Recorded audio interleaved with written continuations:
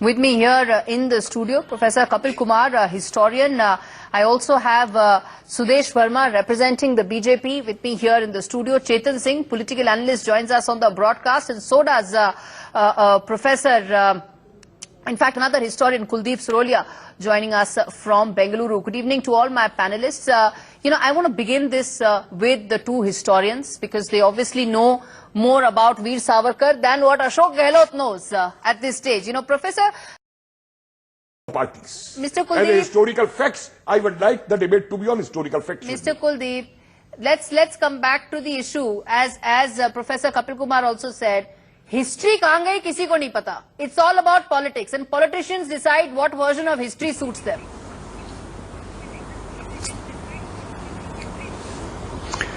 Absolutely, you are saying 100% correct this thing. I'll just add a couple of points here. These names, like Veer, has been given not by any one of us or the Congress or the BJP people. This has been given when he was 12 years old, and it is been given by the villagers, a village which is near Nagpur. So he earned that title. So if we start changing such titles like Veer, or let's say Anna, or let's say Mahatma, so we are playing with history, I think, and we are playing it in a political way. So you are absolutely right. One.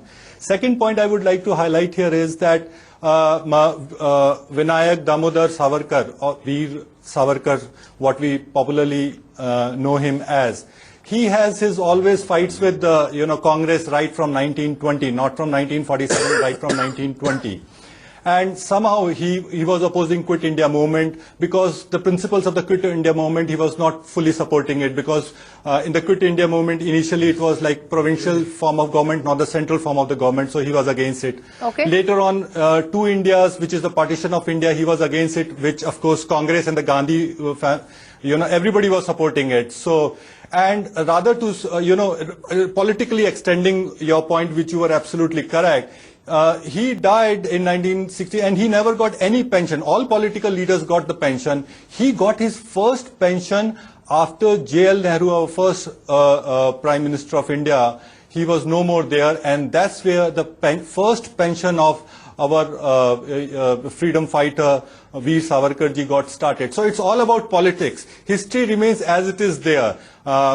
Just to add to his letters of clemency or pardoning to British government, I think Shivaji also wrote similar letters to Aurangzeb also, and he played the politics. And I would add one final point here. Even Britishers wrote a lot of beautiful letters 300 years, 400 years back when they came to India and they hailed the kings of India, and later on they captured India, right? So I think he was playing their game on their way only. I think this is what history says. As an academician, I would like to tell that.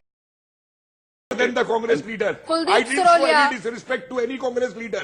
I only requested show respect to other ones who have Congress party will talk Kuldeep about Surolia, it. let me ask you this. Old party. You are hearing the response by Chetan Singh. So the people have contributed immensely in the Indian. When you are cornered for your wrongs, you say don't compare. Otherwise, you start comparing everything. No, sir, see, you and me, sir, you and me are entirely different people. We cannot be compared. What I mean to say that the contribution of the Congress leader for independence movement of our country cannot be ignored. This is the comparison. Kuldeep Surolia, this is the comparison in the minds of the Congressies. Gauri, let me say something and let him answer that. 1946. Yeah, and I think this is absolutely wrong what he is trying to tell here. 1 minute, sir. Personally, I myself belong from Rajasthan, and I know this thing very clearly. I belong from Rajasthan. I had been to Jodhpur, place from which Mr. Ashok Gehlot comes here, and you can conduct the survey.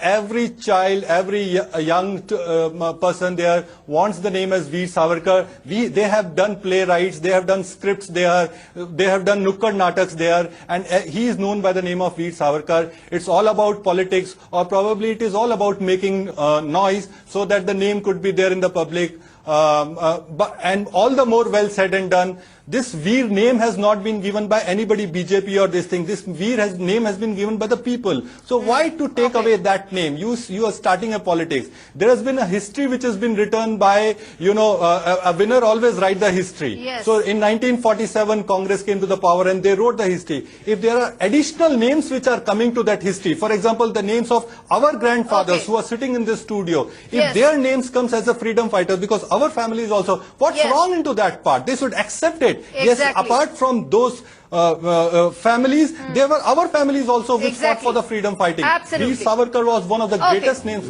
in one of those. All right, yes, you had a point to make, sir.